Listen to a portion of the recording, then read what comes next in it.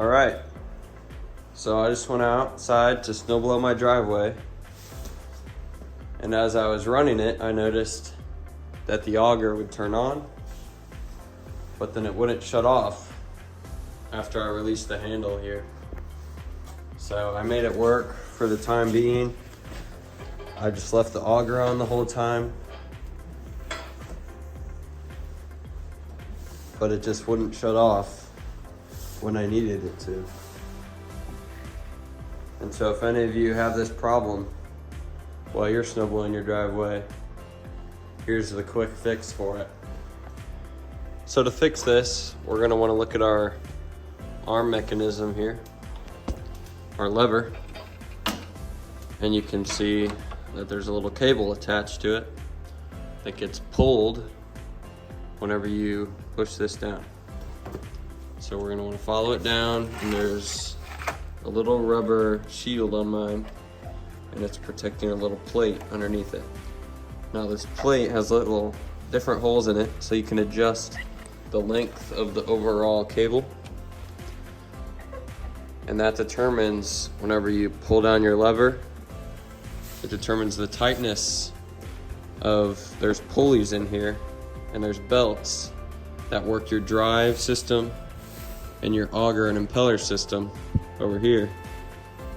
And those pulleys press in on the belts and they tighten it in order to engage them. It's friction driven. That's why there's a little cover here so it doesn't get wet. And so you could either have two problems. The problem I'm experiencing is I pull down and it's too much pressure on the belts, and so whenever I go to release it, there's still some tightness in the belt that causes my auger to continue to spin.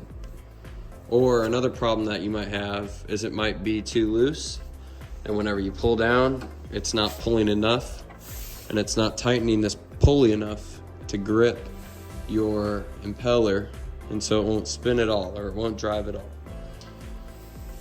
And so we'll do this trick, and if that doesn't work, then there might be an issue in here, maybe a bad pulley or a bad belt or something like that. But I guarantee you it's just this little plate needs adjusted here. So to adjust this, first we're gonna grab some pliers, and we're gonna remove this cable here. You just pull up. It should come right out like that. Just let it drop. And we're gonna wanna play around with this a little bit and try a hole or two to determine what the right distance of cable is. So like I said, my auger wouldn't shut off, and so that means the cable must be too tight. So we'll have to move the pin back one or maybe two even. So we'll just try one to start, and then we'll test it out. Just like that. Grab the other end of the cable.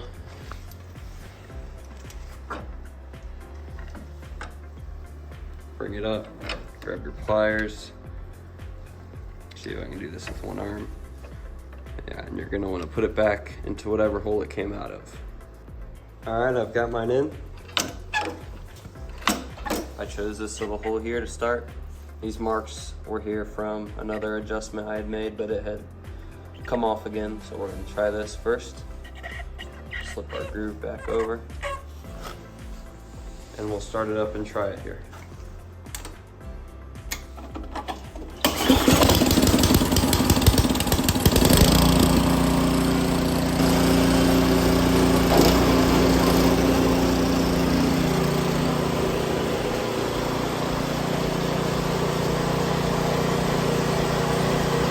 You're gonna wanna make sure you have a garage door open too, so you don't gas yourself out. So that test, it was a lot better than it was whenever I snowblowed. I pushed it down and they spun, and then I let off, and it took a few seconds for them to stop spinning. So I'm gonna try to move it one more prong and see if we can get it a little better. So I'll take this off here.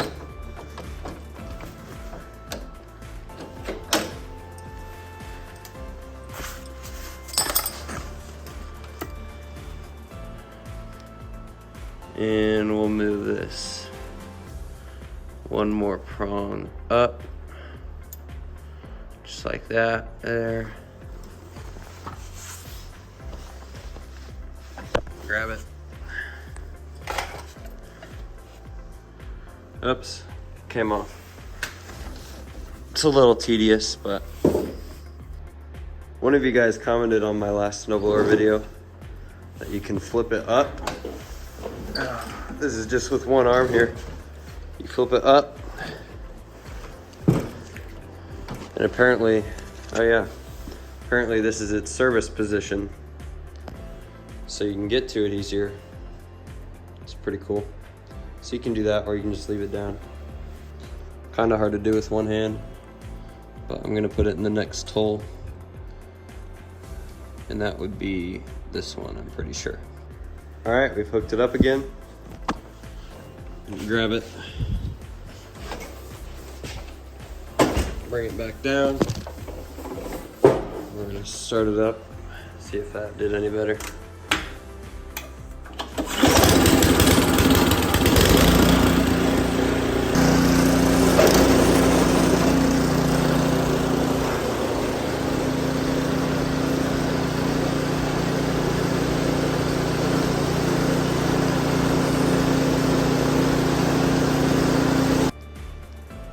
And just like that, we're back in business. So I got pretty lucky. It was fixed on the second try. It might take you more or less tries depending on your snowblower. And you can always adjust it here if need be. A little bit more of a fine, precise adjustment. But I'm happy with how mine turned out with the jobs I'm doing. I don't need it to be super on point, but you can tweak yours a little more if you'd like it to be. Make sure to comment if you have any other questions on this snowblower or your own particular snowblower. Make sure to leave a like, comment, and subscribe if you feel led to. This is Graham's Garage. Thanks for watching.